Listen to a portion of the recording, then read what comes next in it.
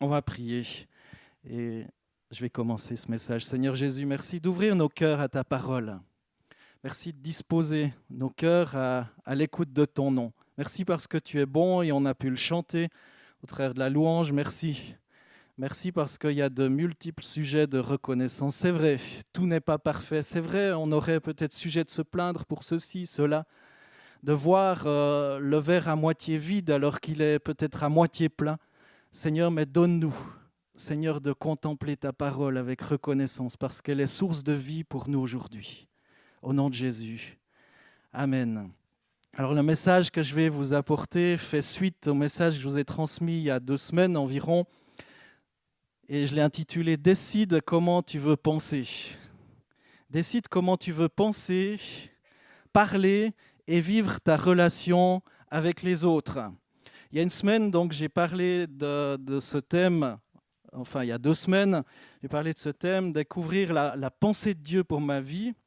Michael, dimanche passé, alors que nous étions au week-end de catéchisme, vous avez parlé de redécouvrir votre premier amour. Et je crois que c'est tellement important de revenir à Jésus, revenir à ce qui fait l'essence de notre foi. Et on a vu il y a 2 semaines que notre attitude va déterminer dans quelle mesure Dieu va nous révéler sa pensée. C'est tellement important d'avoir une attitude qui honore le Seigneur, une attitude de cœur, une attitude de bénédiction, une attitude de parole aussi. Si on veut que le Seigneur nous parle, on est appelé aussi à lui ressembler. À lui ressembler. Et on a vu aussi que Dieu résiste aux entêtés, aux têtus, à ceux qui croient tout savoir sur tout, mais qui en fait ne savent pas grand-chose. Et il y a un verset dans la Bible qui dit que Dieu résiste aux orgueilleux, mais il donne sa grâce aux humbles. Dieu résiste aux orgueilleux. Alors comment découvrir la pensée de Dieu? Comment décider aussi comment on veut penser? C'est justement en découvrant ce que Dieu aime, en découvrant ce que Dieu aime. On sait, parce que la Bible le dit, que ses pensées ne sont pas nos pensées, que nos voix ne sont pas les siennes, que ses pensées est pour les humbles.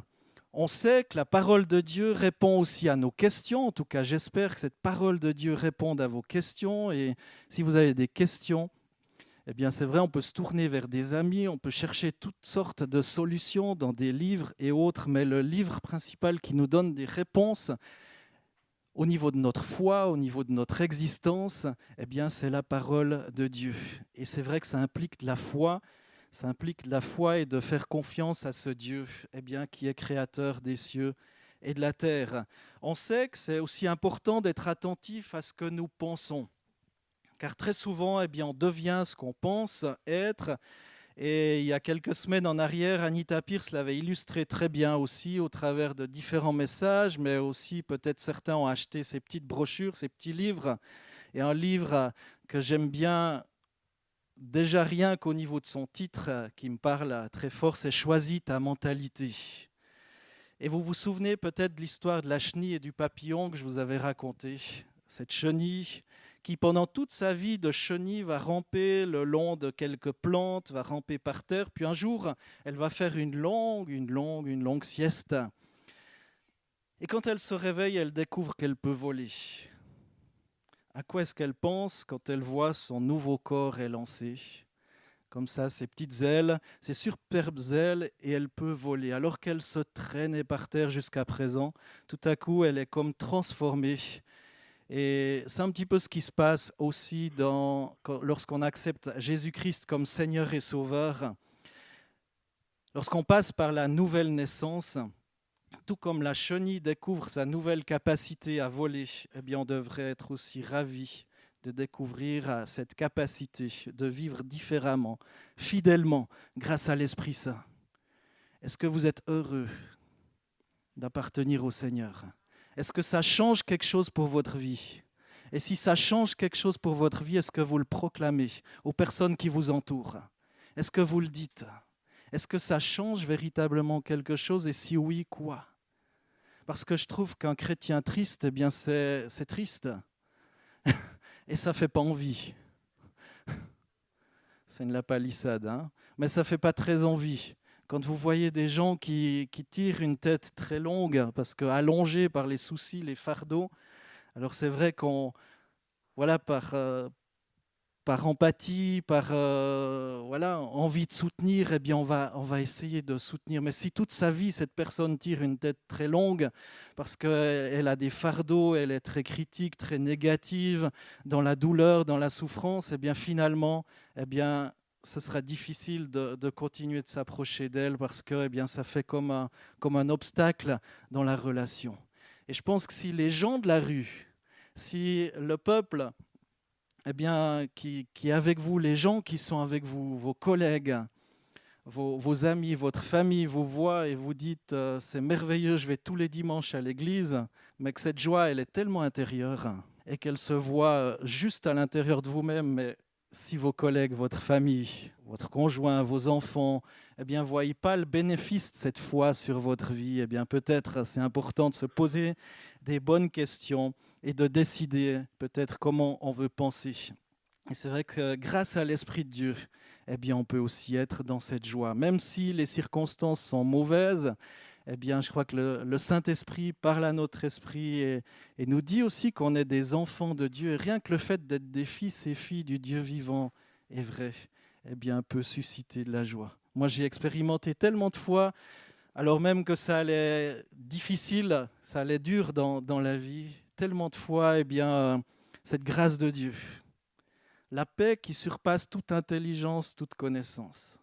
Même quand ça va mal, même quand on me veut du mal peut-être, parce que ça arrive des fois eh bien, on se sent déprécié, ça peut arriver. Et tout à coup, tu te tournes vers le Seigneur et tu trouves une paix nouvelle.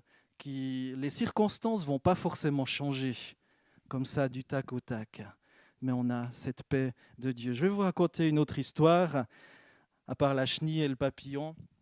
C'est le maître d'un esclave donc cet esclave était cuisinier et ce maître lui demande de lui préparer le meilleur plat qui soit. Et il va préparer une langue. Je ne sais pas si vous aimez la langue, et il va servir cette langue comme meilleur plat. Je me souviens quand j'étais enfant, j'aimais beaucoup manger ça. Ma maman préparait très bien la langue. Maintenant, je dois avouer que ça a tendance à me dégoûter un peu,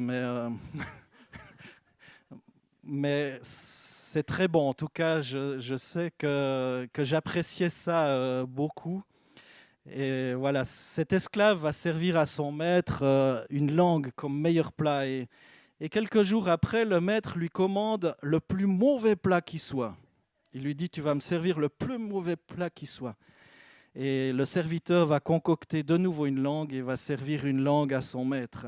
Alors effectivement, et vous voyez peut-être, si vous avez de l'imagination, où je veux en venir, notre langue peut bénir ou maudire, juger ou pardonner, encourager ou tuer.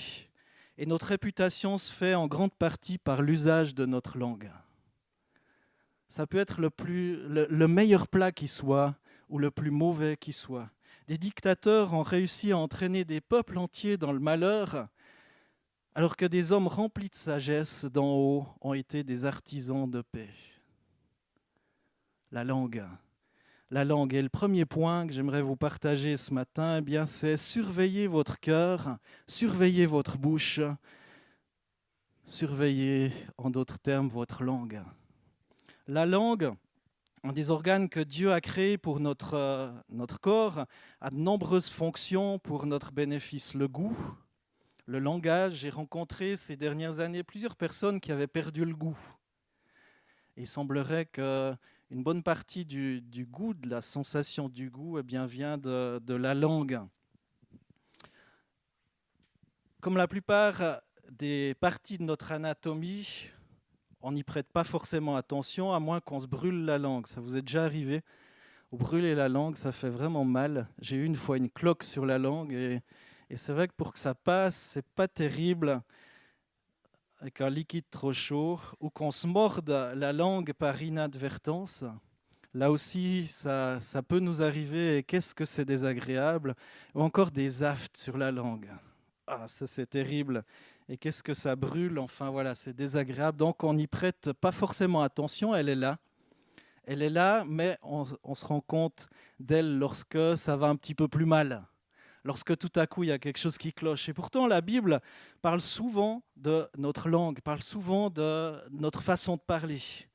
Et c'est pour ça que je vais rajouter une fonction spirituelle. Là, il y a des fonctions mécaniques, le goût, peut-être différentes autres choses pour la parole. Si la langue n'est plus là, ou voilà, certaines personnes ont eu le cancer de la langue et on doit leur couper un bout, c'est très difficile de parler, de s'exprimer. Voilà aussi. Mais la Bible nous parle aussi d'une autre fonction et elle est spirituelle. Dans Proverbe 18, 20 à 21, on va voir si ça marche. Peut-être ça marchera, peut-être pas. Alors, Proverbe 18, 20 à 21 nous dit « C'est du fruit de sa bouche que l'homme rassasie son corps. C'est du produit de ses lèvres qu'il se rassasie. La mort et la vie sont au pouvoir de la langue. Quiconque l'aime en mangera les fruits. » Waouh! C'est du fruit de sa bouche que l'homme rassasie son corps. Ce n'est pas seulement ce qu'on mange, mais ce qui sort de notre bouche. C'est du produit de ses lèvres qu'il se rassasie. La mort et la vie sont au pouvoir de la langue. Quiconque l'aime en mangera les fruits. La mort et la vie sont au pouvoir de la langue. Et c'est très important de bien comprendre ce genre de verset.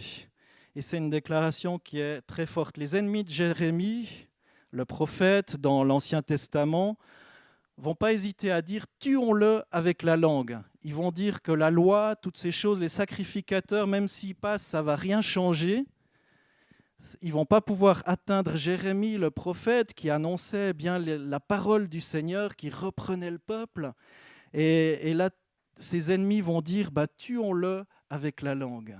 Ça m'a frappé en lisant ce texte. Que faisons-nous aujourd'hui de notre langue ? Comment est-ce qu'on l'utilise ? Pourquoi est-ce qu'on l'utilise ? Vous qui êtes responsable de famille, patron, ouvrier, dans la louange, au groupe de jeunes, au service pour Dieu, etc., etc. Vos paroles peuvent produire la vie ou la mort sans même que vous y preniez garde. Nos paroles peuvent détruire une réputation, peuvent détruire une église, peuvent détruire un couple, peuvent détruire...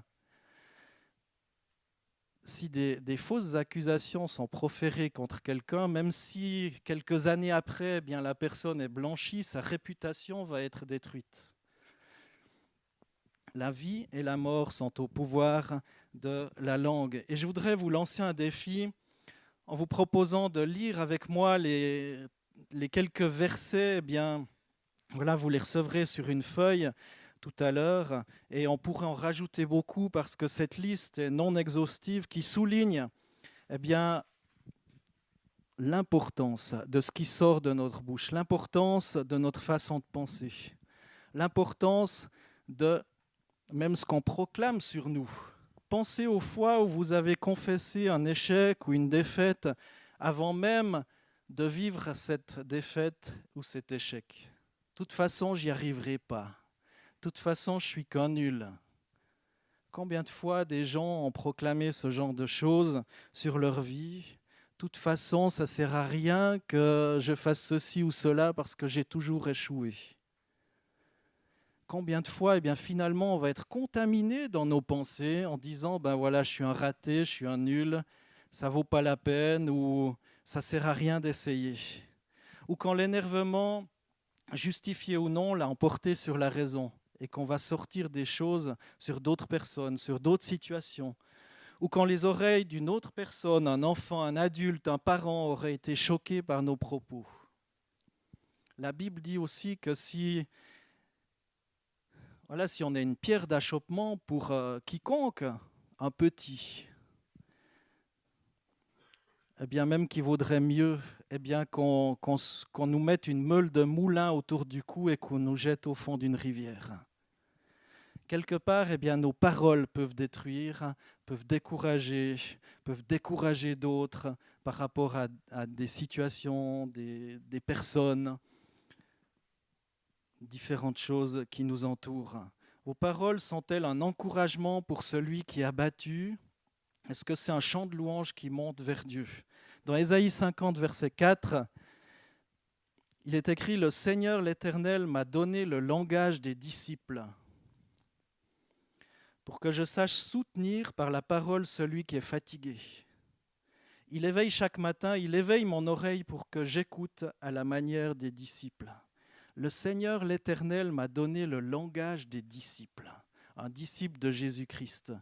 Penser, agir, aimer, toujours plus comme Jésus, le langage des disciples. Ça nous engage, mes frères et sœurs. Hébreux 13,15 nous dit « Par lui offrant sans cesse à Dieu un sacrifice de louange, c'est-à-dire le fruit des lèvres qui confessent son nom. » Confessez le nom de Jésus-Christ autour de vous. Proverbe 12,18 nous dit « Tel qui bavarde à la légère blesse comme une épée, mais la langue des sages apporte la guérison. » Tel qui bavarde à la légère. On peut bavarder dans un groupement de personnes, des fois, à la légère, dire des choses, tirer des conclusions sur certaines situations. Et on peut blesser, on peut décourager, on peut démotiver. J'avais à cœur, parce que j'avais trouvé une petite vidéo il y a quelque temps sur la démotivation ou les démotivateurs. Alors, je n'ai pas retrouvé cette vidéo des démotivateurs. Et c'est vrai qu'il y a des gens, vous pouvez être enthousiaste par rapport à votre groupe de jeunes, enthousiaste par rapport à votre église, enthousiaste par rapport à votre travail, enthousiaste peut-être par rapport à ce qu'un homme politique a fait. Et tout à coup, il y a quelqu'un qui va venir puis qui va vous dire ta ta ta ta ta ta ta ta ta. Et c'est la mitraillette pour tirer sur ça. Ou même un restaurant, on va dire, vous êtes enthousiaste, vous ressortez du restaurant enchanté parce que vous avez mangé. Puis il y a plein d'autres personnes qui vont vous dire ta ta ta ta ta ta, c'est nul, le service est mauvais, etc. Et ça va comme entacher bien votre enthousiasme. Ou même par rapport à des hôpitaux, on a l'habitude de critiquer aussi les hôpitaux. Nous, souvent, on a vécu des bonnes expériences médicales, mais tu as plein de personnes qui vont dire ta ta ta ta ta ta ta ta par rapport à tout ce qu'ils ont vécu de mal dans les hôpitaux ou avec tel médecin. Et on se dit, mais est-ce que c'est toujours justifié ? Est-ce que c'est toujours justifié ? Tel qui bavarde à la légère blesse comme une épée, mais la langue des sages apporte la guérison.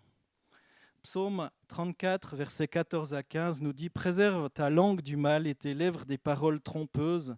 Écarte-toi du mal et fais le bien, recherche la paix et poursuis-la. »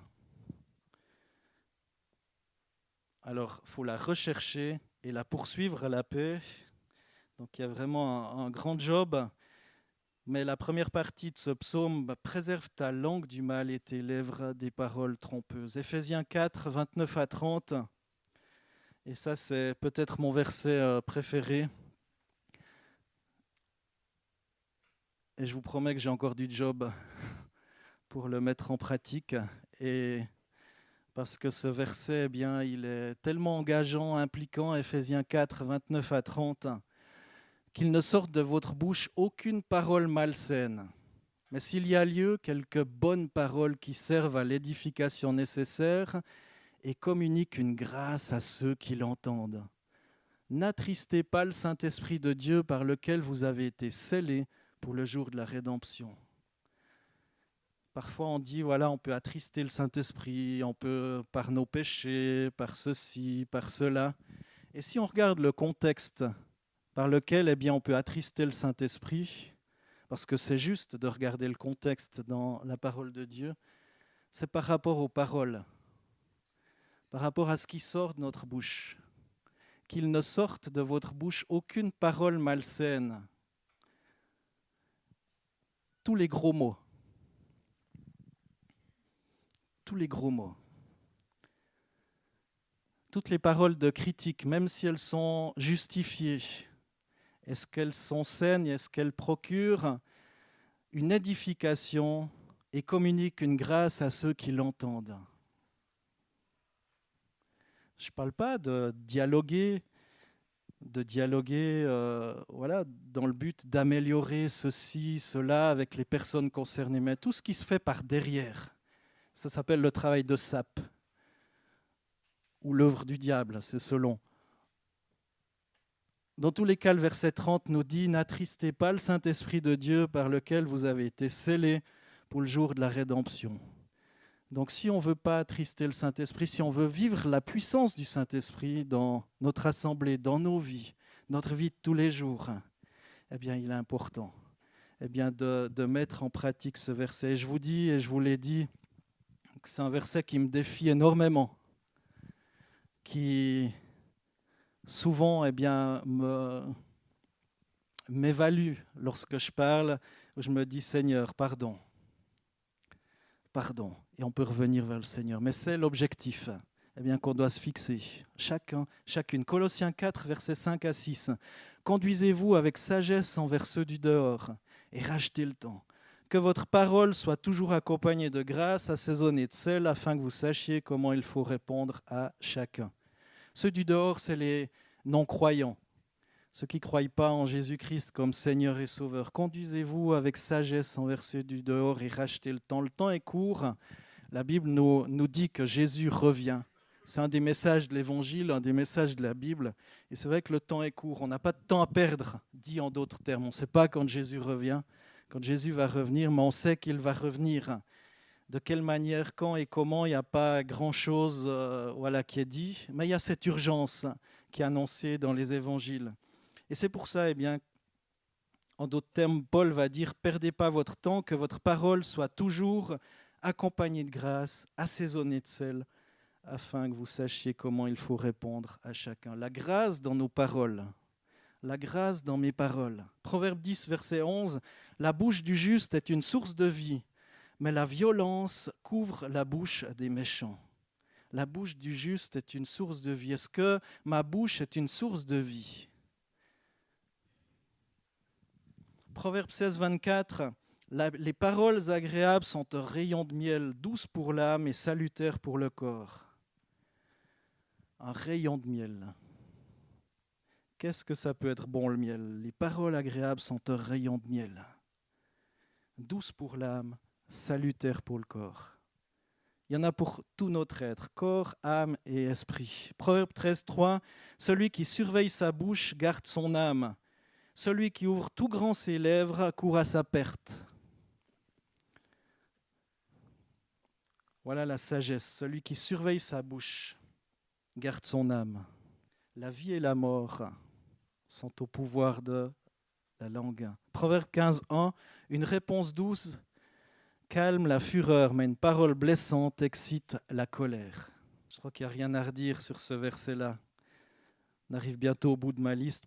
Psaume 141, 3, « Éternel, garde ma bouche, veille sur la parole de mes lèvres. Veille sur la porte de mes lèvres. Garde ma bouche, veille sur la porte de mes lèvres. » Jacques 3, 2 à 10 nous dit, on va lire juste les versets 9 à 10, mais 2 à 10, c'est une richesse. 9, 10, « La langue, aucun homme ne peut la dompter. C'est un mal qu'on ne peut maîtriser. Elle est pleine d'un venin mortel. Par elle, nous bénissons le Seigneur notre Père, et par elle, nous maudissons les hommes faits à l'image de Dieu. De la même bouche sortent la bénédiction et la malédiction. Il ne faut pas, mes frères, qu'il en soit ainsi. » No comment. Et c'est vrai que n'oublions pas que nos paroles sont le reflet de ce que notre cœur vit. Souvent, ce qui sort, si notre cœur est rempli d'amertume, nos paroles vont être empreintes d'amertume, de fiel, et de choses de ce genre-là. Et peut-être que c'est l'occasion de se placer devant le Seigneur et de dire « Seigneur, purifie ma bouche, purifie mes lèvres, purifie ma langue. Viens Seigneur à mon secours. » Luc 6, 45, « L'homme bon tire de bonnes choses du bon trésor de son cœur, et le méchant tire de mauvaises choses de son mauvais trésor, car c'est de l'abondance du cœur que la bouche parle. » C'est de l'abondance. S'il y a des choses dures, peut-être blessées dans votre vie, c'est peut-être l'occasion et le moment de venir à Jésus, vers Jésus, et lui dire « Seigneur, viens guérir mon cœur » afin que ça soit autre chose qui sorte de mes lèvres. Attendons pas d'avoir mal ou de causer du mal à cause de notre langue, mais apprenons à la maîtriser, même si ça veut dire de la mordre avant de parler. Il vaut mieux se mordre la langue que de faire du mal avec notre langue. Au psaume 139, verset 23, « Sonde-moi, ô Dieu, pénètre mon cœur, examine-moi et pénètre les pensées qui me bouleversent. Considère si je suis le chemin du mal et dirige-moi sur la voie de l'éternité. » Sonde-moi, ô Dieu.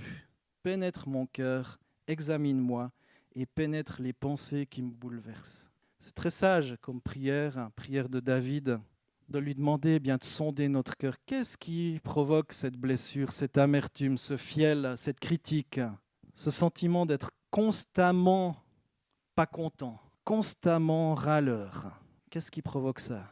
Alors ça, c'est le premier point. Surveillez votre cœur, surveillez votre bouche, surveillez votre langue. Deuxième point qui sera largement plus court, pensez à Jésus. Dans une journée, on peut avoir toutes sortes de pensées. Et j'aimerais vous encourager à penser à celui que vous aimez le plus. Revenir à votre premier amour était le thème du message de dimanche passé. Mais est-ce qu'il est votre premier amour? S'il l'est, revenez vers lui pour penser à lui. S'il ne l'est pas, posez-vous la question pourquoi. Qu'est-ce qui encombre votre cœur, votre vie? Dans une journée, on peut avoir toutes sortes de pensées. Et j'aimerais vous encourager à penser à ce Jésus. Accordez-lui une place de choix dans vos pensées, dans vos journées. Et le plus grand commandement donné par Jésus se trouve dans Matthieu 22, 37 à 38. Tu aimeras le Seigneur ton Dieu de tout ton cœur, de toute ton âme, de toute ta pensée. C'est le premier et le grand commandement. Et Jésus va dire qu'il y a un second commandement qui est tout aussi grand que celui-là, qui lui est semblable. Tu aimeras ton prochain comme toi-même. C'est la suite qui n'est pas affichée, mais que vous pouvez lire dans vos Bibles. Tu aimeras le Seigneur ton Dieu de tout ton cœur, de toute ton âme, de toute ta pensée. Et c'est ça que Dieu nous demande. Certains pourraient se dire, il faut que je cours partout, il faut que je fasse ceci, il faut que je fasse cela, que je m'excite, que je cours à gauche, à droite. Mais si dans ton cœur, il y a de l'amertume, si dans ton cœur, il y a du fiel, si dans ton cœur, il y a des choses pas clean, arrête-toi. Arrête-toi. Et pose-toi la question, comment aimer ce Seigneur ton Dieu de tout ton cœur, de toute ton âme, de toute ta pensée, et comment aimer ton prochain comme toi-même. Et si peut-être tu t'aimes pas toi-même, peut-être aussi te poser la question pourquoi? Qu'est-ce qui provoque ça? Et c'est important là encore de revenir à Jésus. L'apôtre Pierre va dire dans 1 Pierre 1,13, affermissez votre pensée. Affermissez votre façon de penser, votre pensée. Alors que ce soit la louange de Dieu qui retentisse dans votre automobile, dans votre maison, bref, vous puissiez accorder du temps au Seigneur et penser à lui. Ça m'est arrivé d'avoir de la louange dans ma voiture et en même temps de louer le Seigneur et en même temps avoir une pensée pas très sympathique vis-à-vis de l'automobiliste qui était devant ou derrière moi. De la même bouche sort la bénédiction et la malédiction. Jacques, je vous ai montré ce verset dans Jacques 4, ou Jacques, je ne sais plus, Jacques 3. Jacques 3, 2 à 10. On voit ça, mais 9 à 10. De la même bouche sortent la bénédiction et la malédiction. Il ne faut pas, mes frères, qu'il en soit ainsi. Troisième et dernier point, rester dans sa paix, dans la paix de Jésus. Et si c'est vrai qu'on doit être dans ce monde, on n'est pas du monde. Et je prie qu'une petite bulle de l'amour de Dieu nous couvre, nous protège partout où on va. L'apôtre Paul parlait aux Philippiens, chapitre 4, verset 7. La paix de Dieu qui surpasse toute intelligence, qui garde nos cœurs, nos pensées en Jésus-Christ. On est appelé à être fondé et enraciné dans ce Seigneur, dans l'amour de Dieu, dans sa présence. Et ainsi, la paix de Dieu, qui surpasse toute intelligence, gardera nos cœurs et nos pensées en Jésus-Christ. Mais pour ça, on a besoin de nous tourner vers Dieu. Alors je vais conclure, terminer ce message. Le Saint-Esprit ne désire pas seulement nous enseigner la pensée de Dieu, mais aussi la faire pénétrer au plus profond de nous-mêmes. Des fois, nous, on a envie de sa vision, on a envie qu'il nous montre comment le servir, comment faire ceci, comment faire cela. Mais je crois que cette parole, elle s'impose à nous. Cette pensée de Dieu s'impose à nous dès le moment où on adopte son caractère. Dès le moment où ce qui sort de notre bouche est à la gloire de notre Seigneur. Comment est-ce qu'on peut bénir Dieu et maudire des hommes, maudire des situations, maudire des églises, maudire des situations? C'est pas possible. C'est juste pas possible. Ça s'appelle la schizophrénie spirituelle.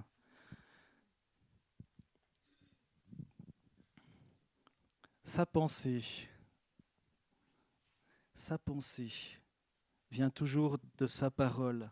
Elle doit être approfondie en nous par la puissance du Saint-Esprit, la manifestation de sa douce présence dans nos vies. Et son désir est de nous rendre forts et inébranlables, enracinés et fondés en lui. C'est tellement important. L'Évangile, dans son essence, n'est pas juste une sagesse, un système philosophique, c'est un salut. Et le Christ incarne la sagesse de Dieu qui nous purifie, qui nous sanctifie, qui nous délivre. Et Dieu va choisir les petits de ce monde, c'est-à-dire les humbles. Il dit qu'il donne sa grâce aux humbles, il résiste aux orgueilleux. Dieu n'a pas besoin de la sagesse et de la puissance humaine pour appuyer son œuvre. Parce qu'elle est tellement grande et il est tellement au-dessus de nous. On sait bien que de toute façon, dans quelques années, on ne sera plus là sur cette terre et que d'autres, si le Seigneur n'est pas revenu, prendront le relais. Notre vie, c'est comme un souffle. Notre vie passe. Et ce n'est pas dans les quelques petites années qu'on passe sur terre qu'on va pouvoir définir Dieu, lui résister, parce que de toute façon, notre vie passe. Et pourtant, Paul n'était pas un idiot lorsqu'il parlait, il était d'une grande sagesse, d'une grande connaissance, mais il va dire que Dieu choisit les petits de ce monde. Et c'est vrai que des arguments logiques, habilement présentés, peuvent être ébranlés par d'autres arguments logiques et bien présentés de la même nature. Et pour être solide, la foi doit être l'œuvre de la puissance de Dieu. Pour être solide, la foi doit être l'œuvre d'une relation avec le Seigneur. Cette relation que vous êtes appelés à avoir et de l'abondance du cœur, la bouche parle. Et comme c'est dit, et ce verset qui me touche tellement à chaque fois que je le relis ou que j'y pense, Éphésiens 4, 29 à 30, qu'il ne sorte de votre bouche aucune parole malsaine, mais s'il y a lieu, quelques bonnes paroles qui servent à l'édification nécessaire et communiquent une grâce à ceux qui l'entendent. Paul prêchait sans la supériorité du langage ou de la sagesse. Il s'agissait du simple témoignage de Dieu et de son amour. Évidemment, il n'était pas contre la sagesse, il n'était pas contre l'intelligence. Et le témoignage de Dieu révèle toujours Jésus-Christ. Et ce témoignage qu'on est appelé à donner au travers du fruit de nos lèvres, va porter du fruit. Alors, comme je l'ai dit la précédente fois, accordez une grande importance à ce que vous pensez. Comment est-ce que vous pensez vis-à-vis de vous-même? Comment est-ce que vous pensez vis-à-vis de vos frères et sœurs? Lorsque la Bible nous dit de considérer les autres comme supérieurs à soi-même, ça nous demande une bonne dose d'humilité aussi. Une bonne dose. Même si on a peut-être plus de diplômes, plus de connaissances, plus de ceci, plus de cela. De considérer les autres comme supérieurs à soi-même. Deuxième chose qu'on a vue, c'est de surveiller notre bouche, surveiller notre cœur, surveiller notre langue.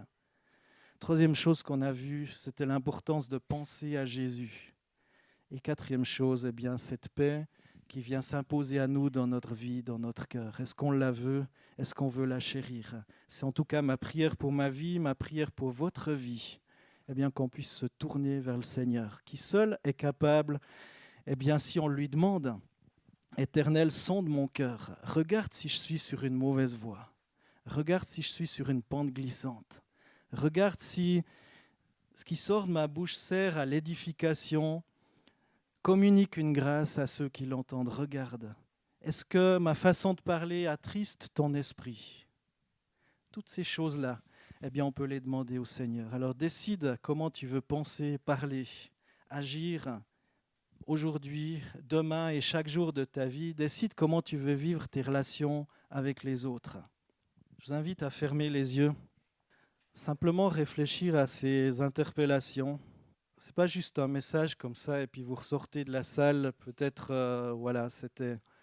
ça m'a parlé ou juste bof.